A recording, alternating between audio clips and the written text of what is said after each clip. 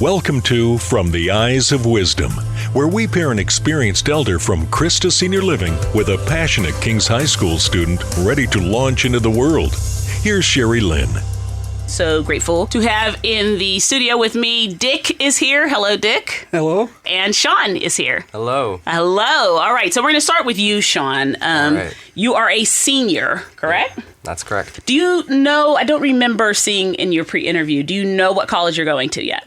I don't know which one yet. Okay, no. but you've applied to... I've applied to a few. I think my top three right now are Cal Poly, Colorado School of Mines, and Montana Tech. Okay, Yeah. You want to be an engineer. Yes. Okay, wants to be an engineer. Okay. Okay. All right, and when you think about in 10 years, just envisioning your life, what do you see? Close your eyes. Where are you right now, Sean? We're looking. Oh, gosh. 10 that's years. a hard question. 5 years maybe I could answer, but 10 Really? years. I know, that's why I did 10, because everybody can answer 5. Yeah. All right, 10. 10 years.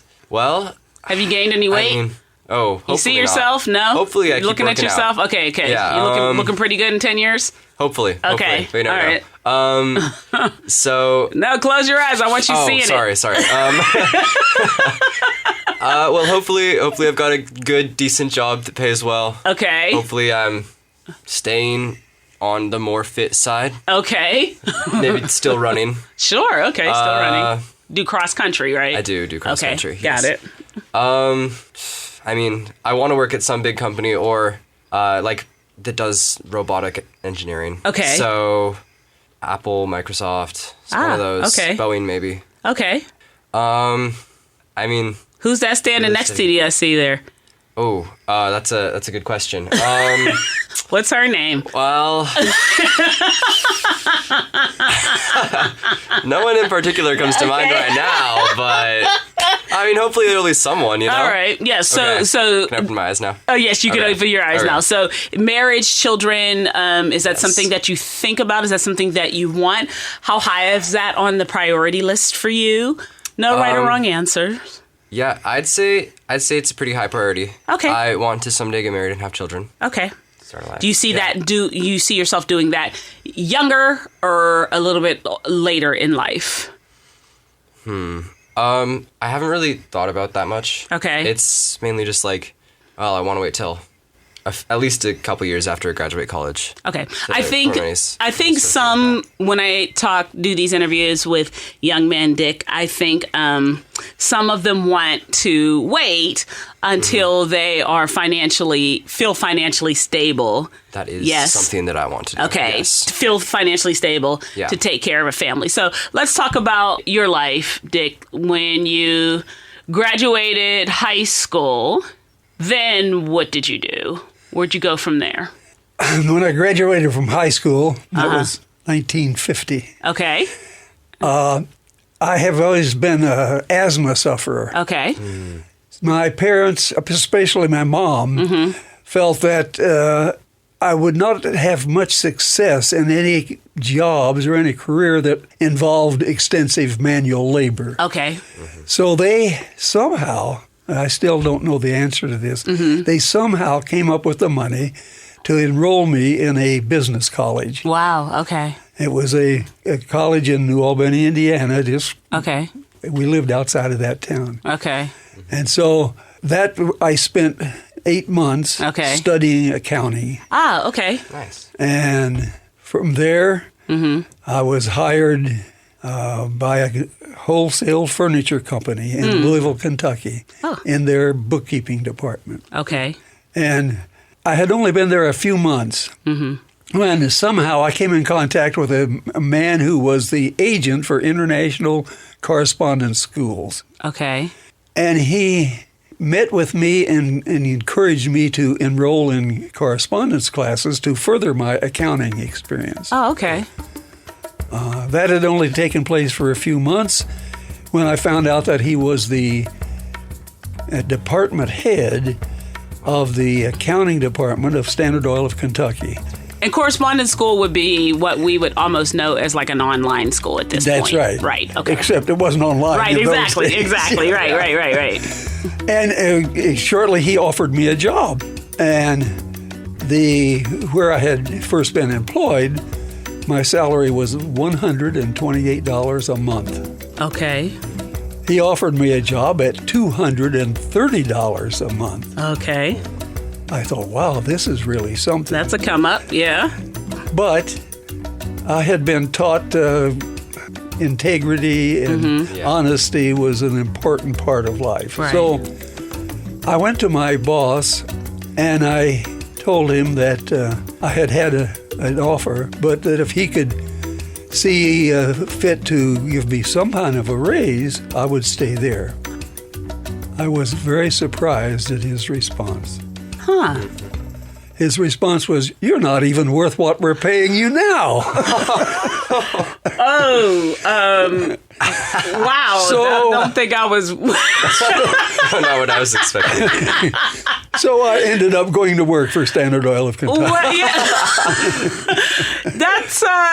That's a life lesson, Sean, of doing the thing that is integrity, right? Because that's a strength of character. Mm-hmm. And I'll just say it's not something that I see a lot of now. So what I see a lot of now is what I would say is not a lot of faithfulness, right? Mm-hmm. It's like this job pays me, $100,000. This job pays me $100,002. Mm-hmm. Yeah. I'm going over there tomorrow. You know what I mean? Like, just, it's that kind of jumping around, which it's hard to argue against when someone says you're not even worth what I'm paying you now. So there's no faithfulness on the other side towards you. And that's what I hear a lot of young people say, well, they're not faithful towards me. Yeah. But what I love what you said, Dick, is integrity. Integrity doesn't have anything to do with the other person. Right. Integrity has to do with who you are as a man, right? That is right. That was the integrity of your heart. It's the right thing to do, to go to you and tell you, I have this offer for this amount. Now, that snip-snappy comment that he made back, I'm not sure how I would have responded to that, but I do love the idea of taking integrity with you on this journey. Integrity of character, of who you are. Yeah. I'm doing this because of who I am as a person, who God, you know what I mean? The importance of who God says I am and what he expects of me, regardless of what the response may be. Yes, I feel that we can only be responsible for what we do. Yeah. We cannot carry the burden of what someone else is going to do or how someone else is going to respond. Yeah. Because that response was not what I was expecting. Okay, so you go to the new job, and you're there for how long? I was only there for about a year. Okay. When I got my notice for induction into the Army. Okay. Oh, yeah. I didn't want to go to the Army. What, your asthma did not impact you in any way? At that time, it did not. Okay, all right.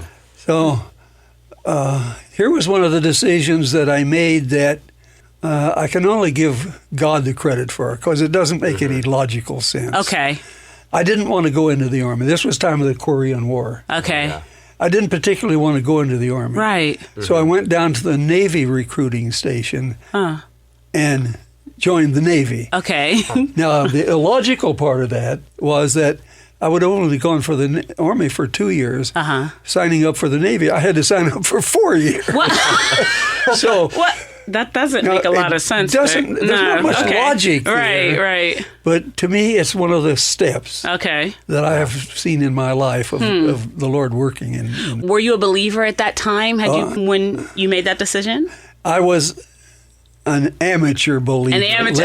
Let's put it that young way. in your faith. I was very young. Young in your faith. But I had grown up. Okay. In the church environment. Got it. Okay. So, yes, All right. I love that. I had lots to learn. But that was all right. But God is still working in our lives, right? Right. He doesn't need us to be professional to work in our lives. Right. So I love that. Okay. So now you're in the Navy for 4 instead of the Army for 2. Right. Okay. So in the Navy, then what?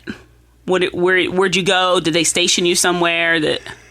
I was when I joined the Navy, I was at San Diego for for boot camp. Okay. I then went to Norman, Oklahoma for airman training class, the aviation branch of the Navy. From there, I went to Memphis, Tennessee to learn how to operate flight trainers for instrument flying. Wow. We had trainers for aerial gunnery. We had trainers for sonobuoy instruments, which was instruments to detect submarines. Yeah. After graduating from that, I then ended up in Hawaii.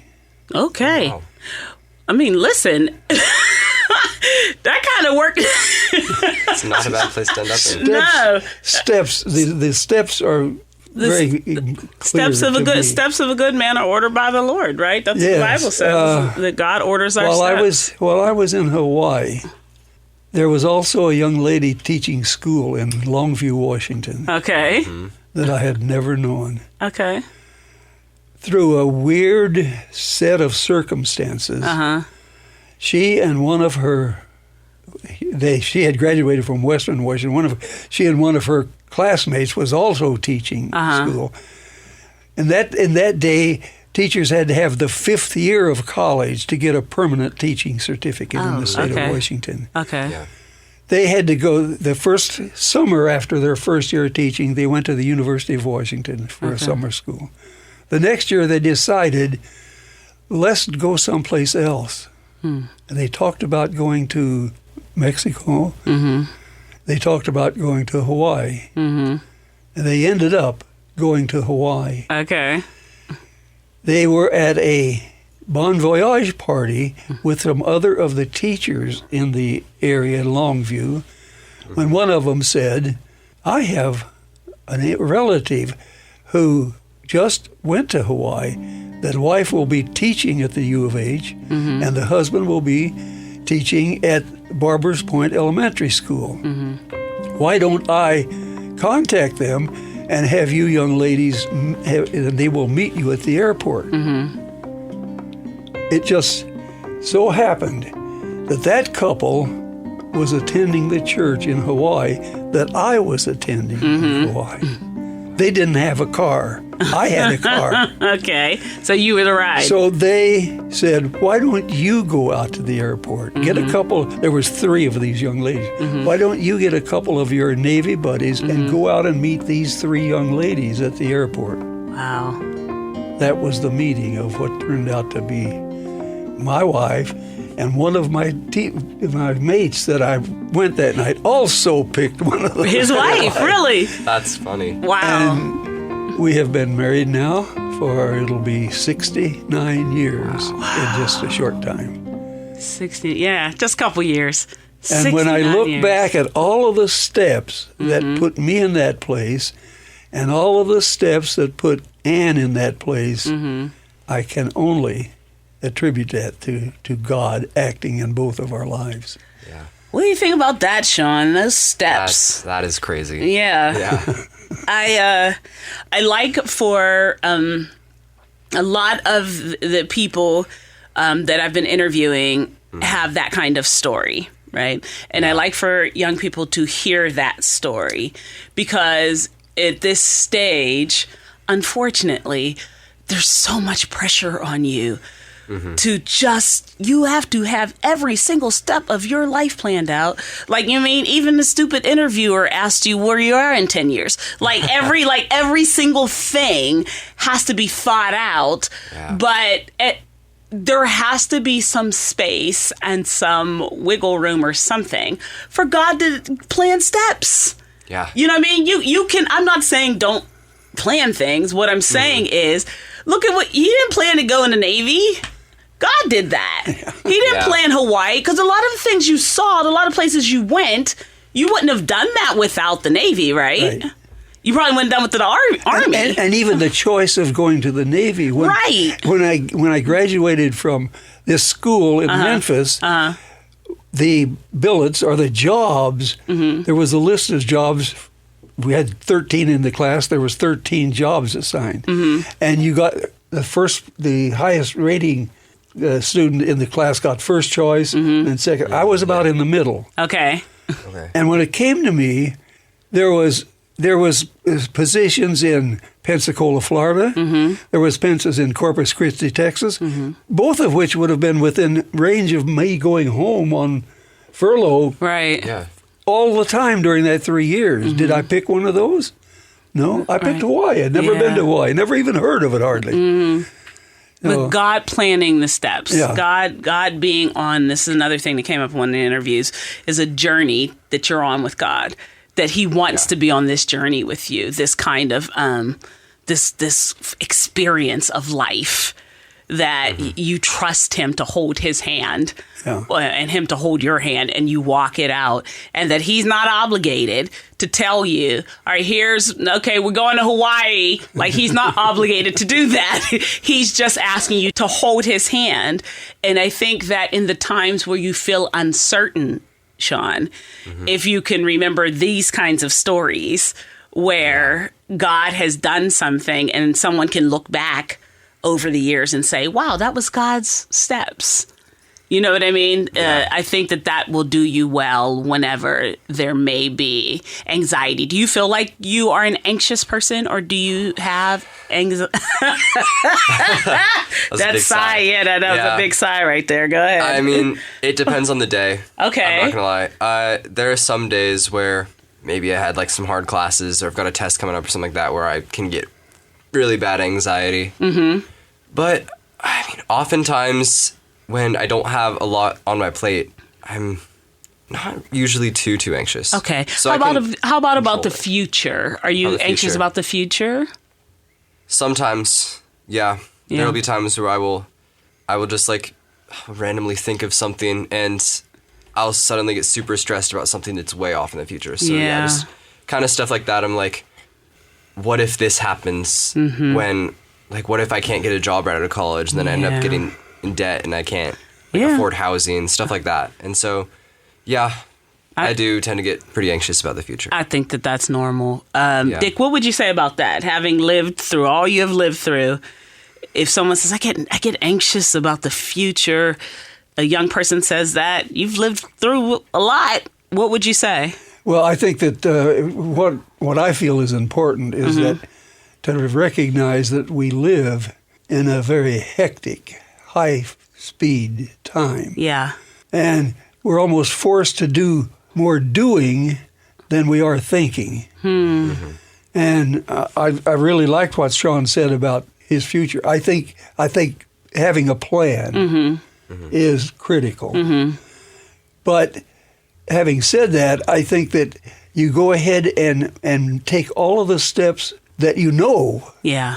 You don't try to project what I may have to do 5 years or 10 years from now. Yeah. You take it. We only get a day at a time. That's all we have. I know. We only have a day at a time. Yeah. And if we can stay focused on doing today what is necessary to be ready for tomorrow, then I think that will lead to the future.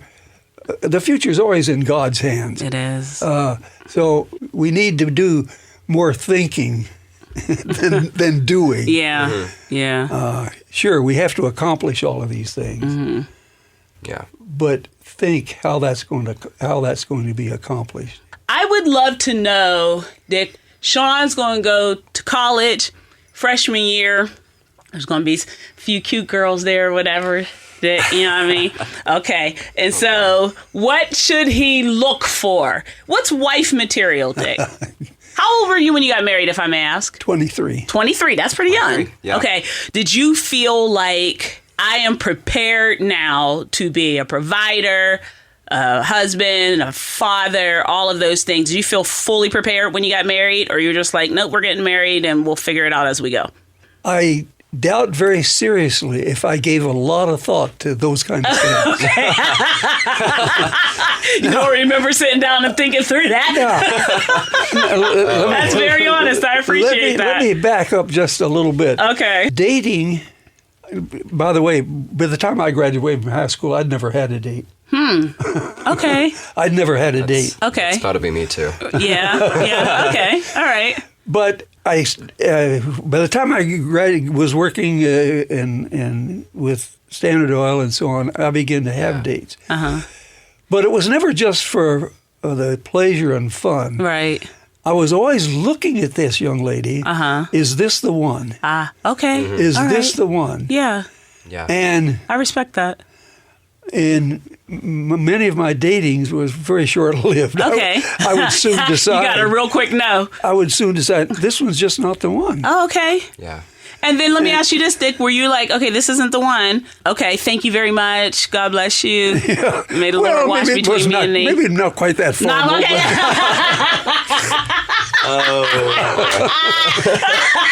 Maybe 3 or 4 bits. Okay, I got you. Okay, all right. All right. But I always believed that there was one Yeah, okay. out there just for me. Okay. Yeah. I believe that was fulfilled and accomplished When you met Anne. when I met Anne. Okay, so then what in Anne made you feel like this is a wife? This is my wife. At the time we met, I had only graduated from high school. That was the only education. Right. That was the end of my education at that time. Anne was a honor student, Okay. graduate at the Yeah. at Western University. She was listed in Who's Who in Okay. college. Smart. Smart woman. She was smart, educated. She was gentle and kind and was honest in every sense of the word about everything. Okay. Yeah. And I just knew that was. Yeah. I just knew that was the right one. I love that. Do you have any follow-up questions with that, Sean? Follow-up questions. Oh, Yeah. boy.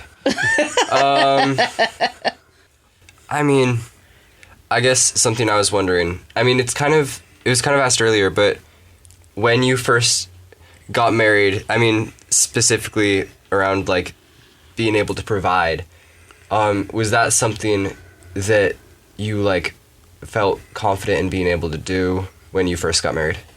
Because that's something that I'm really worried about when I get married is like not being able to provide for my wife, not being able to. Yeah. Though I may not have really given much thought to that as we got married, it was embedded in me that I will always be able to provide for this family that I'm starting.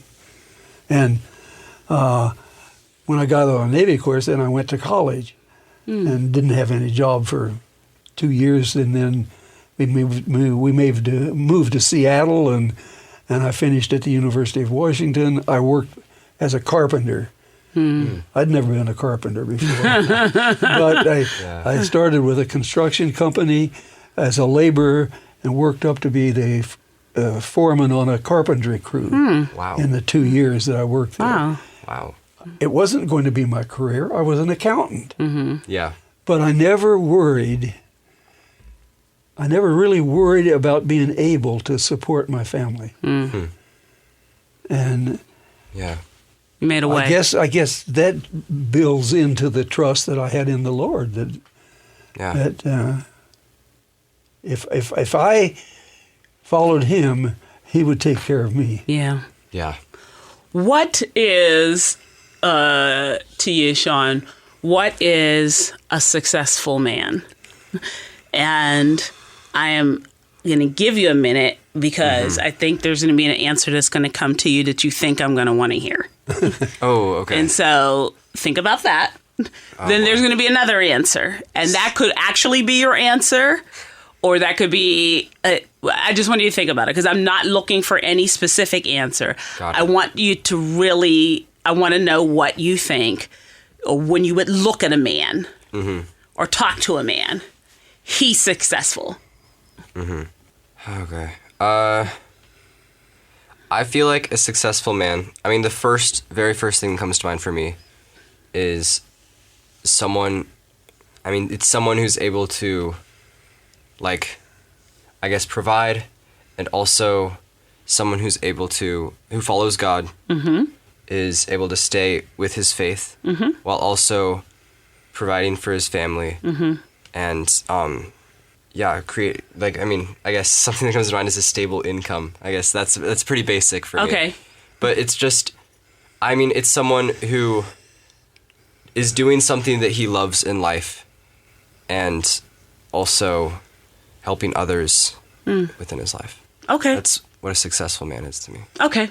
So you feel as if you were able to maintain a strong faith, have a stable income to take care of your family, and help others. You would get to the end of your life, didn't make $2 million, don't have like a house worth $4 million, not a lot of cars, but you did those basic things. You feel like, okay, I was a success. You would feel that way? I think so. I mean, for me also, me particularly, I want to be able to make a difference in the world around me. In the pre-interview, I said that I want to, as an engineer, I want to be able to like help people around me to do what they can't. Because I have a family friend, and he helped this kid with spina bifida. It's a back thing. He couldn't walk. Yeah. Anyways, this kid felt left out because he couldn't ride his bike with his friends. And so this guy made him a little, he called it a trike, but it was like a little motorized thing that he could ride on. Yeah. And it was really easy to get into, easy to ride, easy to control. Wow. And it's just like, I want to do stuff like that. Okay. As an engineer, to help people to find joy, to be able to do things that maybe they can't. Yeah. I want to be able to make a difference. Makes sense. I love that. Dick, what do you think a successful man is? And then I'm going to ask you, do you feel like, course of your life, you were or are a successful man? So first, what do you feel like a successful man is? I believe that a successful man is one that doesn't follow the crowd. One that sets a pattern, establishes a faith, and then, even though he may be called that he's stuck in a rut, will stick with that faith throughout his life and in all that he does. That includes, of course, family, supporting a family. It includes thinking first of others' needs, even though even though he was required to provide for his own, and lives out that life with the understanding, and this is my understanding, that the primary motivating factor in which we live is greed. And we need to be our brother's keeper. Wow. And we can't do that if all we're interested in is amassing that $5 million house. That expensive vehicle. Right, right. Yeah. We can't say that we are our brother's keeper if all that we're thinking about is just, what can I get? Yeah.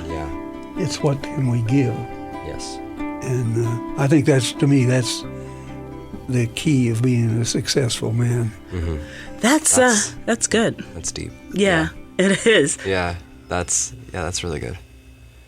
It's deep to acknowledge the greed that it's there. Yeah, exactly. Yes. Like that's powerful to say. It's here, like not to be like, nah, no, it's here. It would almost be impossible, right? Look around us. Yeah, I know. It's definitely something that we all feel. So, yeah. Would you call yourself a successful man? Yes. You would. Yeah. Definitely not 100%. Yeah. But I feel that my life has been successful. I love that. Yeah. Yeah. That's good. I love that. Part of that success is 3 children that following the Lord, 8 grandchildren and 8 great-grandchildren. Yeah. Wow. All of them within the local community. That's great. Wow. So yes, I feel. Have there been faults? Of course. Of course. Has there been disappointments? Sure. Yeah. But I feel I ended up for 35 years in my own accounting practice. Wow. Yes, I feel that I've been successful. Yeah. Married Yeah. how many years? It'll be 69 years. 69 years? That's pretty successful, if you ask me. Yeah, kids, Yeah. grandkids, great-grandkids. You can look back over that and say, Yeah. I've lived a successful life and God has been with me. Tell me how important your faith has been in this walk for you. Well, let me put it this way. This is how I've put it with the other interviews. Tell Sean, here's what you need to know about Jesus. Based on my life, what I have seen, what I have gone through, here's what you need to know about Jesus. A very short statement, that he is. Oh, Yes. I'm Pentecostal, so Yeah. I'll run around this whole thing, but go ahead. Yes, he is. That he is. Mm-hmm. I think that regardless of how young we are or how old we are, as God's creation, he's gave us the ability to think and so on. But I don't think we will ever know 100% of what Christ is or what God is. And that's where faith comes in. Even though we may not know all of the answers, all of what he can do, we believe that he can. Mm-hmm. Yeah. And I think that's the important part of growing in your faith. Mm-hmm. You'll see disappointments. Yeah. Could I share one of my disappointments? Please. I was associate pastor. I had a younger brother, 2 years younger than me. And he left. By the way, when I got married, I never moved back to Indiana. My family was there. And this younger brother was a little guy. He was only about 5'3". But he thought he was a giant. And he would pick all kinds of fights and just get beat up terribly bad. And then he left home. And we didn't know where he was at. And so one day here, when Ann and I were living in North City, here this young brother came and knocked at our door. How long had it been since you seen him? I had not seen him for probably 15 years. Oh, my goodness. Wow. And no one knew where he was at. None of the family knew where he was at. And he told me that he was living in California. He had married a young lady from Vietnam. And he wanted to come and make contact. And I thought, this is a marvelous thing. Mm-hmm. Yeah. So he went back down went back to his home. A couple of months later, I got a telephone call that he had been injured in an accident where he worked. He was burned, had third-degree burns over 80% of his body. And so I flew to California, and he was tied together in a mesh bag to hold the flesh onto his bones. Oh, my and gosh. so on. And I anointed him, prayed over him, and I came back home and I told my family, everything's going to be fine. I believe everything's going to be fine. Mm-hmm. And a couple of weeks later, I got the call. No, he had died. Mm-hmm. And I flew back down, and I thought I was angry. I was really angry with God. I thought he had assured me. I felt assured that he had answered. He had answered. Yeah. And on that airplane, I was just raging inside. And there came a time when it was almost like on the side of that airplane on the blackboard, my ways are higher than your ways. And I thought, I thought, have I been wrong? Have I been trying to play God by doing these things? Have I been just thinking that I could play God and have him do whatever I wanted him to do? And it was a life lesson that I learned in that process. And what was the lesson? It was that God is greater than I am. Yeah. I cannot dictate what God does. I cannot even know or understand sometimes what he does. But he is God. Yeah. And I can only believe that what he does is what should be done. Yeah. I can't blame him for anything, but I can't accuse him of anything either. Yeah. Wow. So, I can't blame him, but I can't accuse him. Man, that's good. That is. A lot of wisdom here in front of you, brother. There is. I firmly believe that God does not knock us down just so he can pick us up. Yeah. There is another force in play here that things happen in our lives as humans. He's always there to pick us up when those things happen. Yes. But he's not cruel. No. Yes. Yeah. He is not a cruel God. Yeah.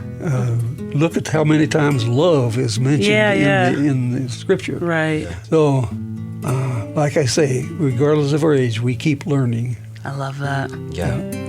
I am going to give you this card, Sean, and do this with everyone. Take right. that pen. And then Dick, Sean is going to take this card with him throughout his whole life. He's going to take to college. He's going to take it on his wedding. He's going to take it with his kids and his grandkids. No pressure.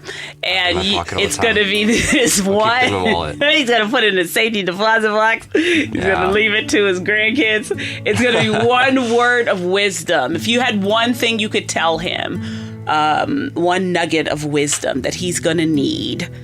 You've given so much, but one thing that you're like, this is the thing you need to hold on to. This is the thing you need for life. What would it be? He's going to write it down, then he's going to date it, and he's going to give it to you to sign. Always be patient with the Lord. Ooh, that's Always good. be patient with the Lord. It is November 4th. In times when you're antsy or anxious and why haven't I gotten the answer yet, you're going to remember that. Always be patient with Always the Lord. be patient with the Lord. I've never heard it put that way. But boy, that's good. That is good. All right. Dick, Sean, thank you so much for being with me today. I appreciate it. And those of you who are listening, thank you for joining us on this episode. And we'll see you the next time on From the Eyes of Wisdom.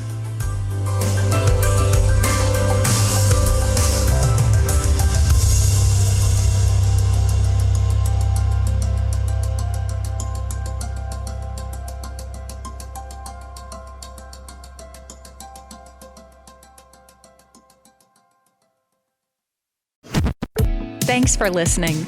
We just wanted to take a minute to let you know that just like you and your family, Purposely is also part of a family, the Krista Family of Ministries. Krista helps kids and teens learn and grow in their faith at King Schools and Miracle Ranch Camp.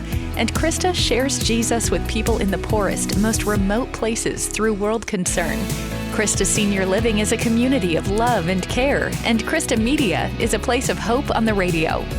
God is changing lives through these 5 ministries, and Krista is on mission to share the good news of Jesus. To learn more, visit Krista.org.